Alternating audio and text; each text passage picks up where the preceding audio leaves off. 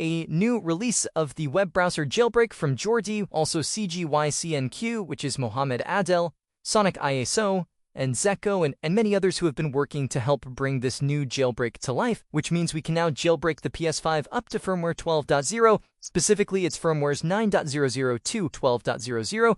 Those firmwares can now be jailbroken with the web browser right now. We also have Sonic ISO, who's working on a more complete version, I guess, that will include other kernel exploits, so we'll be able to jailbreak possibly up to 12.70 with the web browser. With P2JB, we'll just have to wait for that one.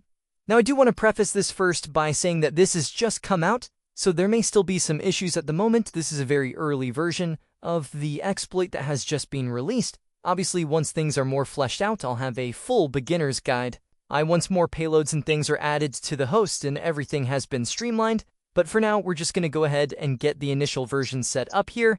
So there's a few things we want to do. First of all, if we go into the settings, go to network settings and uncheck the box to connect to the internet for now, just till we verify a few things. And then we're going to go to the system settings, and we want to go to system software and system software update and settings. We want to make sure both of these boxes are unchecked. Make sure they are not checked. And then we're going to go to console information and check to make sure you're on a compatible firmware version for this jailbreak.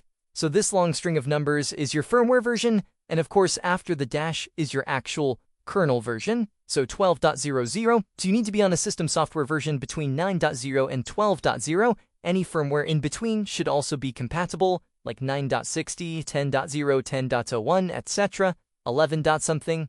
Then you're good to go. Okay, so now we need to edit our network settings. So we're going to go to Network and Settings, check the box to connect to the internet and set up an internet connection. Connect to your normal network and then press Options on your registered network and go to Advanced Settings.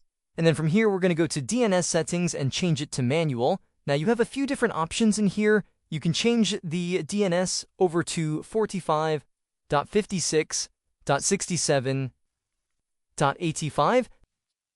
This is Earth Onion's DNS server. You can use this one. It should automatically redirect the user guide to the exploit page.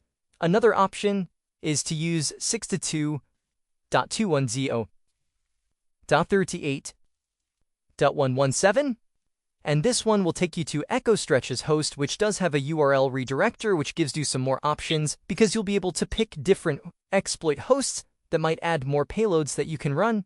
So we can go ahead and add that DNS server and click OK, and then get connected up to the network. Of course, it will give you an error saying can't connect to the internet because it is blocking Sony servers with the DNS. But then if we go into the user guide page here, it should take us over to this security certificate, which we need to accept. And then that will take us over to EchoStretch's host.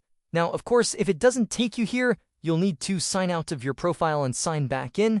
To refresh the browser, if it still takes you to the normal user guide, or if it just gives you an error message, there is also a situation where custom DNS addresses can be overwritten by your router settings or by your internet service provider, in which case these custom DNS addresses will not work. I will show you a workaround for that as well.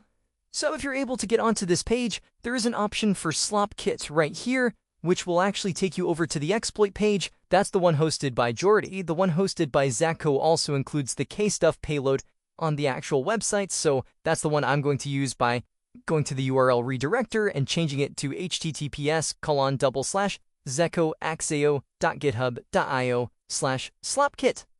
I'll also leave other exploit host websites linked in the video description that you can use, and then that will take us over to the exploit page here where we can run it. So if the custom DNS server is not working for you and it's not allowing the user guides to get redirected over to these exploit pages, then what you can do instead is host your own custom DNS on your own computer and use that instead. We can use this handy tool from Sonic ISO, which works for PS4 and PS5, that can host the DNS locally for you. It detects your IP address for your computer, so we'll type that in as the IP address we want to host the DNS server on, and then we can click Start, and you can see it blocks firmware updates and game updates as well. Then you just go back to the DNS settings on your console and change them to manual again and set the primary DNS to the IP address of your computer. In my case, that was 192.168.1.128. So I just enter that as my primary DNS. And then when I go back on the user guide, you might have to again log out and log back in to refresh it. it should then take us over to a mirrored version of that same website, and we can then use the URL redirector to, of course, go to one of the exploit sites to be able to run the jailbreak. So those are a couple of workarounds you can use if you're not able to use the custom DNS. So from here, we can go ahead and run the jailbreak, and then we just wait a few seconds for the exploit to load. This is how quickly you can now jailbreak your console. So we just wait a few seconds, and bam, there we go. We're up and running with the jailbreak. Now, just like with any other jailbreak, it doesn't always load perfectly the first time, so it might just come up red and not take you to the payload page, in which case you'll just have to reboot your PS5 and try again until it works. We can send payloads over the network to load on our console, and we also have a few here that are built into the site that we can load, like case stuff, of course, in order to jailbreak the console and be able to run our fake packages and homebrew applications and all of that stuff. The web server, which can also let us load homebrew applications, and the FTP server, so we can access the file system remotely from another device. And if you want to send any payloads that are not available here, then obviously you have your PS5's IP address that popped up in the host box there. If I run something else like the shell server here, it will say the IP address 192.168.137.140. So if I switch over to my computer, we can use a payload injector like Netcat GUI or any other payload injector, and then we just want to enter the IP address of our PS5 here in the host box, port number 9021, and then we can drag in any other payload we want to run, like Shadow Mount Plus, and inject the payload, and that will send it over to the console there. As you can see, that is now running on the console. Another option is to just send the payload manager itself. Then we could use the payload manager like we do with other jailbreaks to install and run additional payloads. So that is basically how you get the exploit set up real quick. However, now that we're jailbroken once, we can also install a web browser shortcut that will then allow us to more easily access any website we want in the future, instead of having to go through the user guide every single time. So if we exit out of the user guide page now, we can see the Homebrew launcher is installed after running the web server payload. Plug in a USB drive into your computer, and then go into the USB drive and copy the web browser package file into the root of the USB. I'll leave a link to this down in the video description. Download it and copy it to the root of your USB drive, obviously making sure your USB drive is formatted in exFAT or FAT32 format. Okay, and now we can go into our settings. We can scroll down to Debug Settings, Game, and then we can go to Package Installer, and we can install the web browser shortcut. And there it is, and once that's installed, we should now be able to go to the media section, and we can see we have a web browser in the media section. So we can load up our web browser, and we can use this to access any website we want. So if there's any other sites that are hosting the exploit, so a different website, for instance, you can just add it in here to go straight to it.